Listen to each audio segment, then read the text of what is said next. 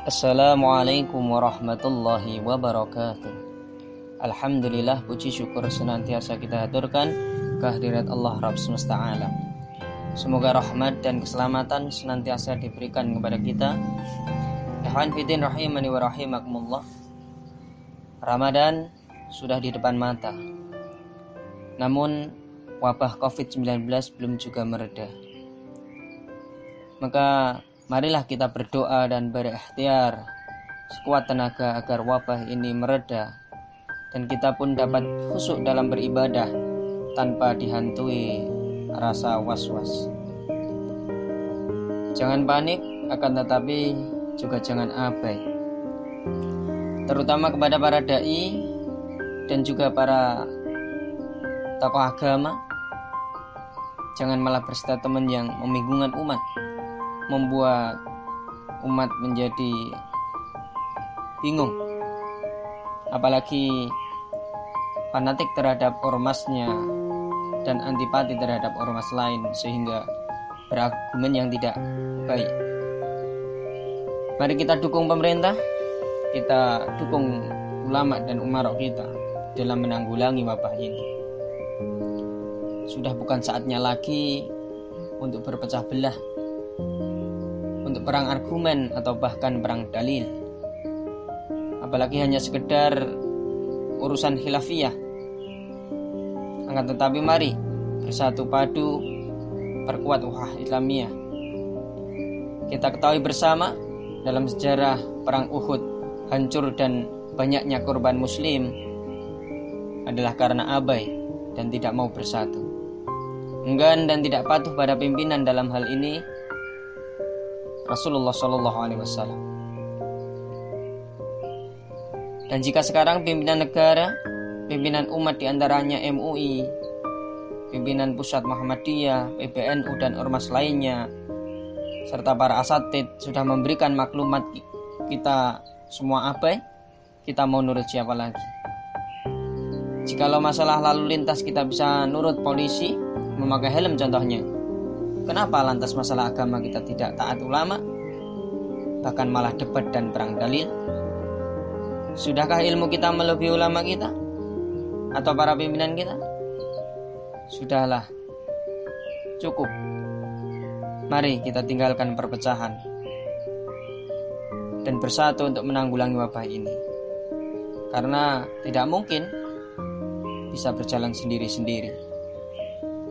Kasihan para tenaga medis, para dokter, para perawat, sopir ambulan yang sudah berjuang mati-matian jiwa dan raga mereka.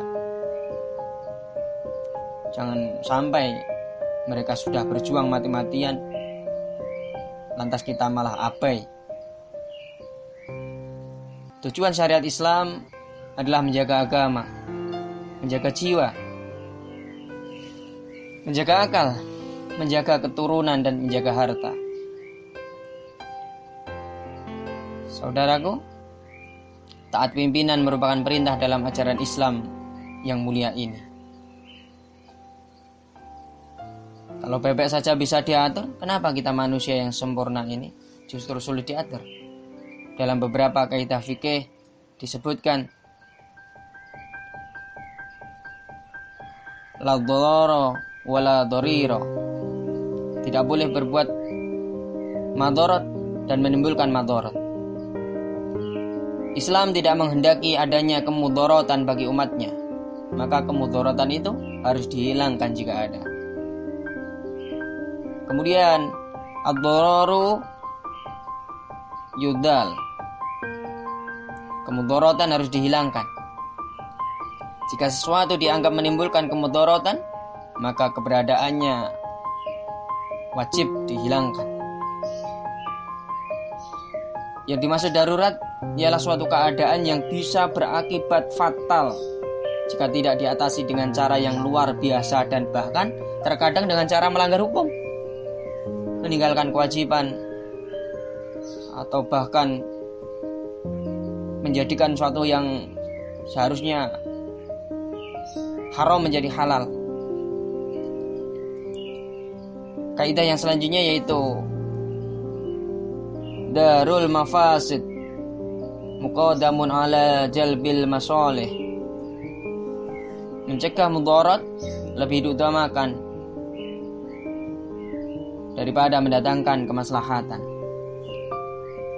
Menolak kemudaratan lebih utama daripada meraih manfaat.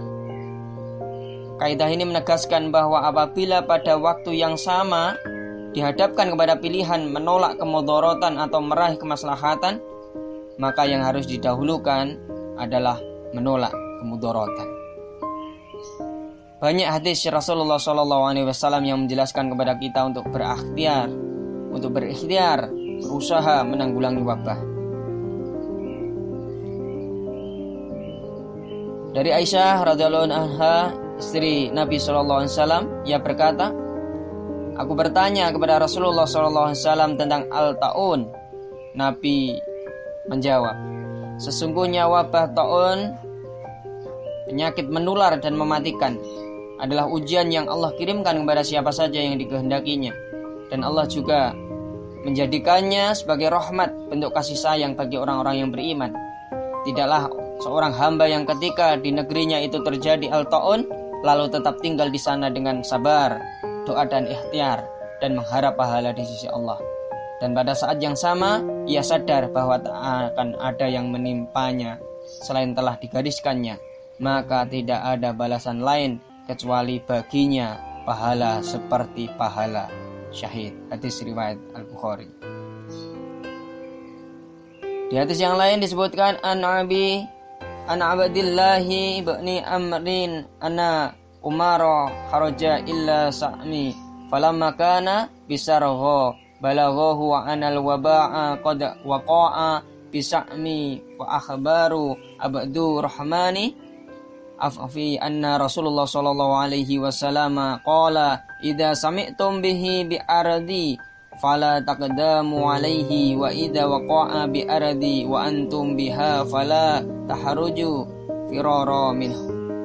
Dari Abdullah ibnu Amir diriwayatkan bahwa Umar pergi menuju Syam. Ketika sampai di wilayah Syam, ia mendapatkan kabar tentang wabah yang sedang terjadi di Syam. Abdul Ar-Rahman bin Auf lalu menginformasikan kepada Umar bahwa Nabi suatu ketika pernah bersabda, apabila kamu mendengar wabah di suatu wilayah, maka janganlah kalian memasukinya. Tapi jika wabah itu terjadi di tempat kamu berada, maka jangan keluar pergi dari tempat itu. Hadis riwayat Al-Bukhari. Saudaraku, mari kita taati fatwa para ulama. Fatwa mereka pasti sudah dipikirkan dengan matang-matang, dan merekalah ahlinya dan pewaris para nabi. Maka mari senantiasa mentaati, insyaallah selamat dunia akhirat. Amin. Ikhwan widin rahimani wa rahimakumullah. Sekian, semoga kita senantiasa mendapatkan rahmat dan ridha Allah Subhanahu wa taala, dan wabah ini segera sirna, segera berakhir di negeri tercinta kita. Nasru minallahu fatkun qarib. Wassalamualaikum warahmatullahi wabarakatuh.